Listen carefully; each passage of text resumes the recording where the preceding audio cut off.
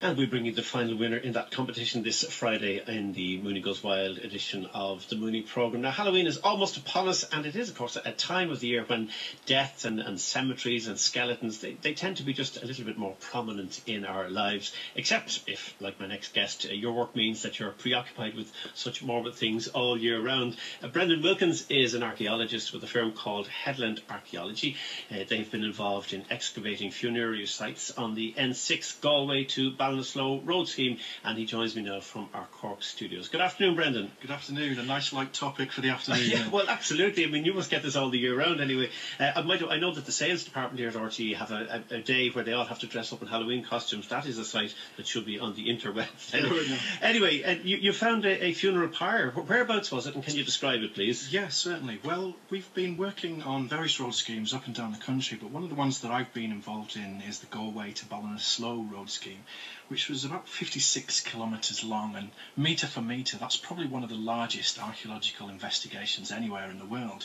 And we found 36 sites in total, varying from the prehistoric to the early modern. And for some reason, I took about a quarter of those, and for some reason every other site I hit was a funerary site. So during most of the process, most through the post-excavation, I've been thinking very much about death. And one of the sites that we found was spectacular.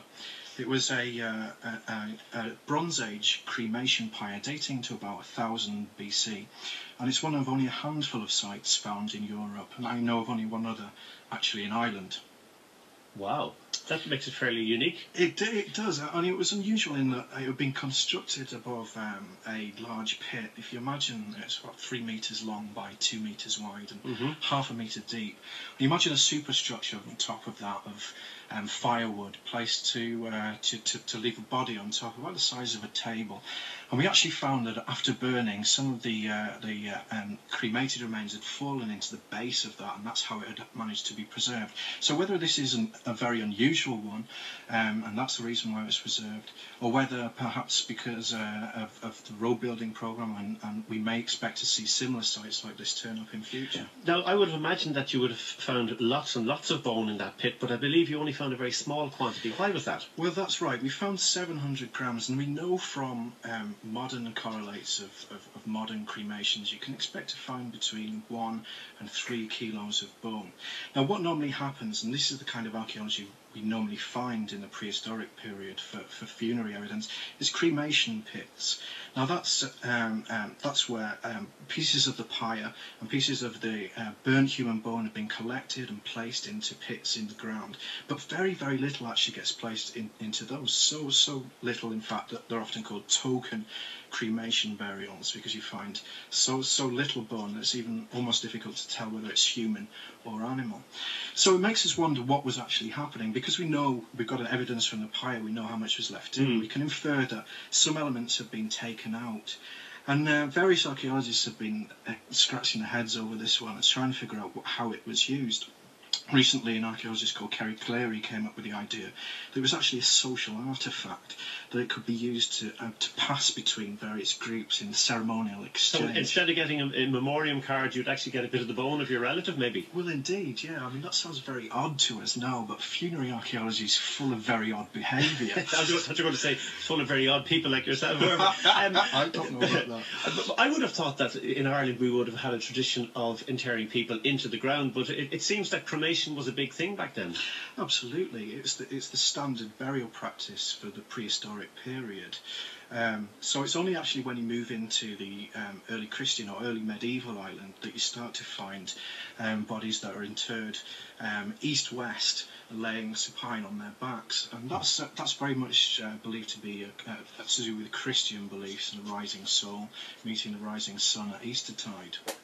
Speaking of Christian times and Christian beliefs, was there some sort of dichotomy between people wanting to use ancestral burial grounds rather than churchyards? I would have thought, again, in Ireland we would have been people who would have gone traditionally to the churchyard.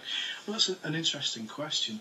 I mean, it shows that, some of the sites that we excavated on the N6 show that there was this real contest between existing pagan burial customs and this new Christianised beliefs. And we found one site called Carrickeel, which is a new type of site that's only really come to light through the road building programme. And they typically have a mix of settlement evidence and a cemetery in the southeast corner. So these date between about the 7th to the 15th centuries AD. And what you have to imagine is that people are both living and burying their dead in the same place. Now this happened at a time in Ireland when Christianity was bedding down as the major belief system.